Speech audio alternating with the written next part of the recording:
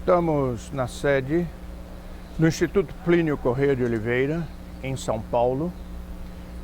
No jardim desta sede se encontra uma estátua de Nossa Senhora de La Salette. La Salette, uma aparição oficial de Nossa Senhora na França, em 1846, quando ela trouxe ao mundo graves advertências a respeito da decadência da sociedade e da sociedade católica também naqueles tempos. A imagem, ela é um comentário simbólico das palavras deixadas por Nossa Senhora aos dois videntes, duas crianças de mais ou menos 10, 11 anos de idade, uma menina, Melanie, e um mais moço do que ela, um jovem, que morava na mesma cidade, incrustada nas montanhas dos Pirineus, o jovem Maximino. Esta imagem é o comentário da gravidade da mensagem deixada por Nossa Senhora. Antes de tudo, o crucifixo que ela traz em torno do seu pescoço, cercado por um martelo e por uma tenaz. O martelo, segundo a interpretação mais habitual dada, eram aqueles que crucificavam a Nosso Senhor Jesus Cristo, pregavam-no na cruz, e a tenaz, os que arrancavam os cravos que o prendiam à cruz, diminuindo o sofrimento de Nosso Senhor Jesus Cristo, os que rezavam e que faziam penitência.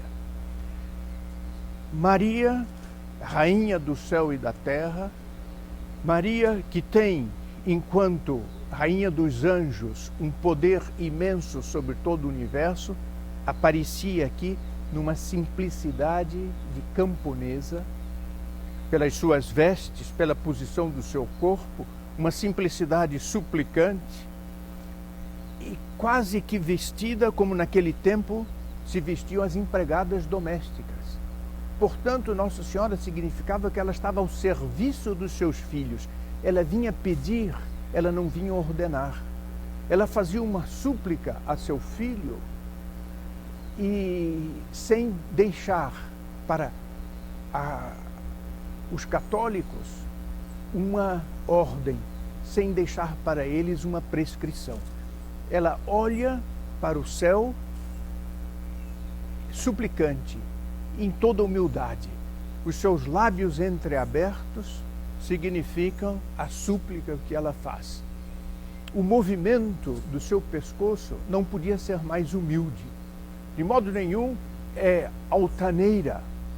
De modo nenhum é a posição daquela que se impõe, mas de quem pede. O pescoço é um tanto curvo, né? O seu colo todo inclinado, e ela regarda ao céu, e ela olha para o céu, pedindo, suplicando. Ela advertiu que, em razão dos pecados do mundo naquela época, ela já não podia mais sustentar o braço da justiça de seu filho.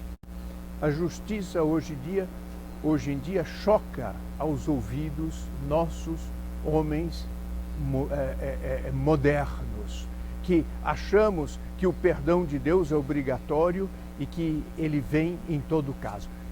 Nossa Senhora disse, já as punições de Deus se fazem sentir.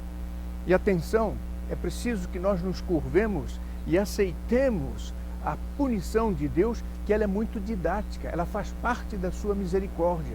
É que quando o coração humano de tal modo se tornou empedernido que já não ouve mais os pedidos, ele pode ser curvado pelos castigos. Em toda a sociedade, em todo o tempo, os castigos foram necessários. Como castigo, já naquela época Nossa Senhora advertiu, as colheitas apodrecerão. O trigo colhido virará pó. E naquele ano, no ano seguinte, 1847, na cidade dos videntes Melanie e Maximino, a mortandade infantil foi grande. É difícil para nós entendermos, mas morreram 49 crianças, quando normalmente morriam 4 por ano. Nossa Senhora advertiu a respeito desse castigo. Então, os católicos, sobretudo, começaram a abrir os olhos para essa advertência.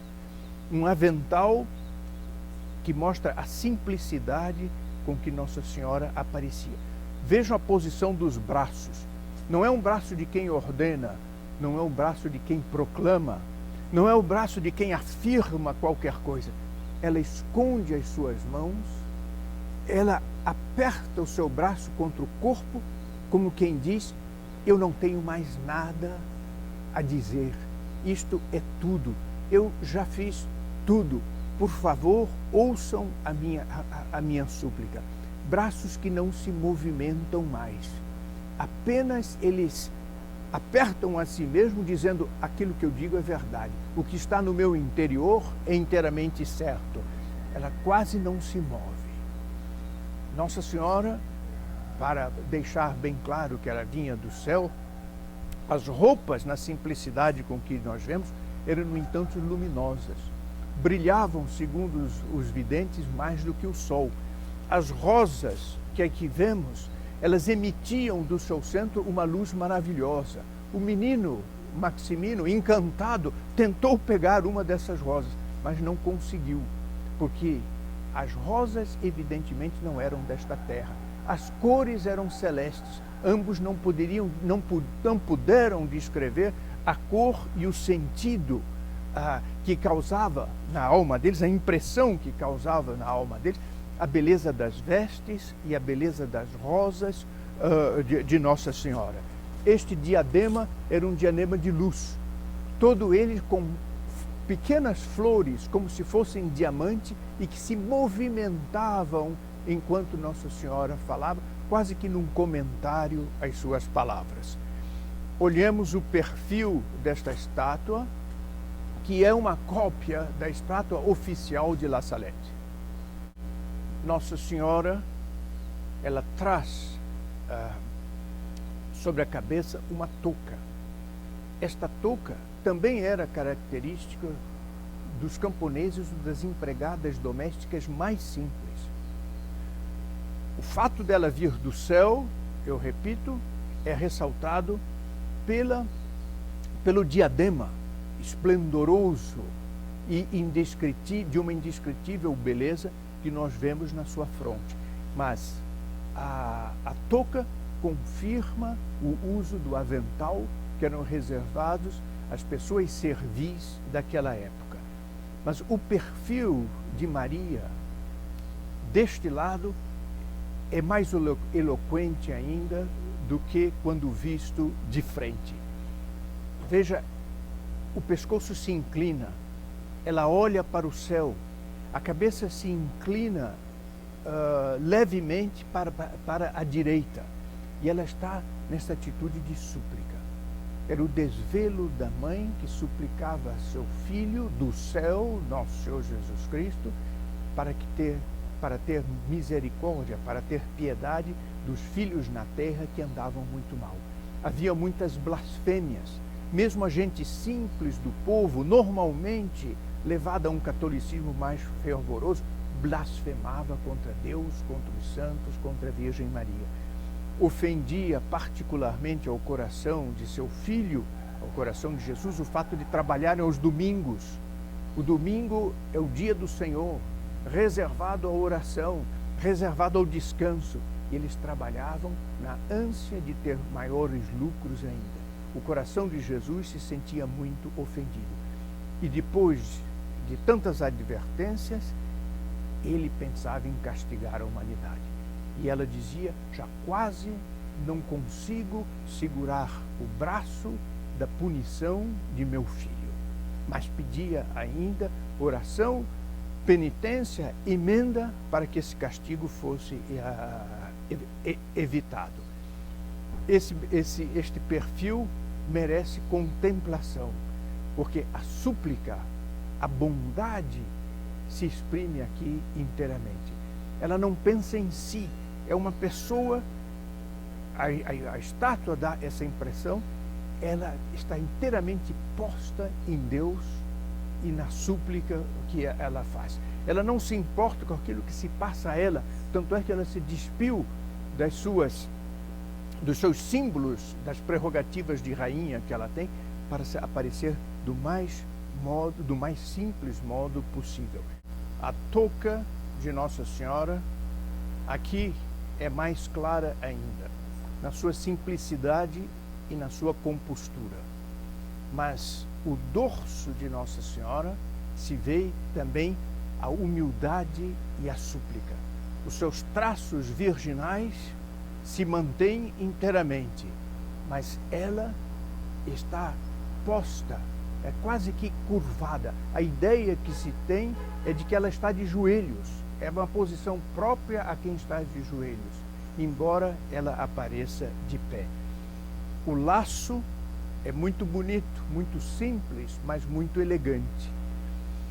Maria não podia permitir nada de vulgar na sua simplicidade. Simplicidade sim, mas propriedade também. Algo que estivesse inteiramente de acordo com a sua excelsa personalidade.